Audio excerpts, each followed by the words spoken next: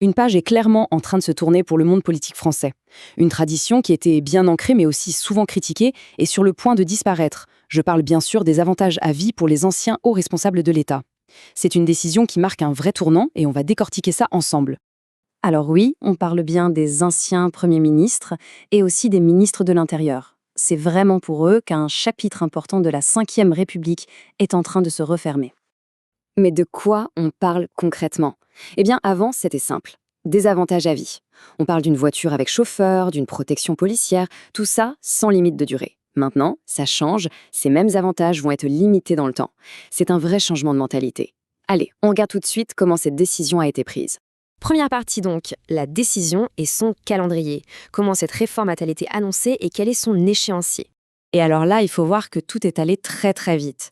On est le 15 septembre 2025, Sébastien Lecornu vient à peine d'être nommé Premier ministre, et hop, il annonce la mesure. Ce n'est pas juste une annonce en l'air, l'engagement est tenu. Dès le lendemain, le décret est publié au journal officiel. Et pour l'entrée en vigueur, rendez-vous est pris pour le 1er janvier 2026. Ok, mais quand on dit avantage à vie, de quoi il s'agit exactement?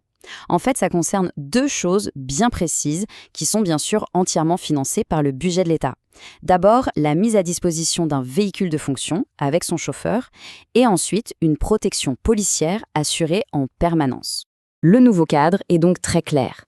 Désormais, ces avantages, c'est pour une durée de 10 ans maximum après la fin des fonctions, pas un an de plus. Ça veut dire quoi? Ça veut dire que la mesure s'applique tout de suite pour ceux qui ont quitté leur poste il y a plus d'une décennie. Un exemple très concret, Jean-Marc Ayrault, qui a quitté Matignon en 2014, est directement concerné. Et bien sûr, tous ceux qui étaient là avant lui aussi. Alors attention, il y a quand même une nuance, et elle est de taille. La sécurité, elle, n'est pas totalement abandonnée. La protection policière pourra être maintenue. Mais il y a une condition, et c'est ça qui change tout. Il faudra prouver qu'il existe une menace réelle et actuelle.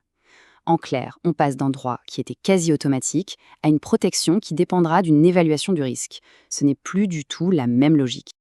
Passons maintenant à la deuxième partie, l'impact en chiffres. Concrètement, combien de personnes sont concernées et qu'est-ce que ça change pour le budget? Premier chiffre, 22. C'est le nombre total de personnel qui était, jusqu'à maintenant, affecté à la protection et au transport des anciens premiers ministres. Pour être précis, on parle de 11 officiers de sécurité et de 11 chauffeurs. Tout ce personnel va donc pouvoir être réaffecté à d'autres missions. Et pour les anciens ministres de l'Intérieur, le chiffre est encore un peu plus important, 26. Là encore, c'est moitié-moitié, 13 policiers pour la sécurité, 13 chauffeurs. Si on fait le total, ça fait quand même près de 50 agents de l'État qui sont directement concernés par cette réorganisation. Et ça nous amène à la troisième partie, le coût de ces privilèges. Parce que oui, derrière les effectifs, il y a bien sûr la question de l'argent, la fameuse question du train de vie de l'État. Accrochez-vous bien. 4,4 millions d'euros. C'est ce que les avantages accordés aux anciens premiers ministres ont coûté juste pour l'année 2019. Oui, 4,4 millions. Ça donne tout de suite une idée de l'échelle des dépenses dont on parle. Et si on regarde dans le détail comment cette somme se décompose, c'est assez parlant. Sur ces 4,4 millions, la plus grosse partie, 2,8 millions d'euros, partait dans la protection, la sécurité. Le reste, soit 1,6 million, c'était pour les voitures, les chauffeurs et les secrétaires. Et le problème, c'est que ce coût n'arrêtait pas d'augmenter, ce n'était pas une dépense stable. Un rapport parlementaire a montré une hausse constante. Tenez-vous bien, plus 11% d'augmentation rien qu'entre 2022 et 2023. On était vraiment dans une spirale à la hausse, et ça a sans doute pesé lourd dans la décision de siffler la fin de la partie. Ce qui nous conduit à la dernière partie, qui est peut-être la plus importante, le message d'exemplarité. Parce qu'au-delà des chiffres, c'est bien d'un acte politique fort qu'il s'agit. Et pour comprendre la philosophie de cette réforme, le mieux, c'est encore d'écouter le Premier ministre Sébastien Lecornu lui-même. Il a dit, je cite, « Il n'est pas acceptable de demander des efforts aux Français sans que ceux qui sont à la tête de l'État en fassent également. » Voilà, tout est dit. Les mots-clés, ce sont l'équité et la cohérence. Et il a insisté sur ce point, notamment sur le réseau social X, en expliquant qu'un statut temporaire, celui de ministre, ne devait pas donner droit à des avantages permanents. L'idée de fond, c'est de rappeler ce qu'est la fonction politique. Un mandat à durée limitée, pas une carrière qui ouvre des privilèges à vie. Donc, si on résume, cette réforme, elle vise 3 objectifs bien clairs. D'abord, bien sûr, un objectif budgétaire, faire des économies.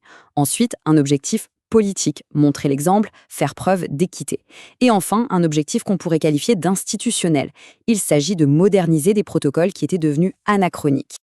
Alors, pour conclure, la question qu'on peut se poser est assez simple. Est-ce que cette décision, c'est juste un coup de rabot budgétaire, une mesure technique, ou est-ce que ça marque le début de quelque chose de plus profond, une nouvelle ère de responsabilité pour la classe politique? C'est sans aucun doute la fin d'une époque. Pour savoir si c'est le début d'une nouvelle, eh bien, ça seul l'avenir nous le dira.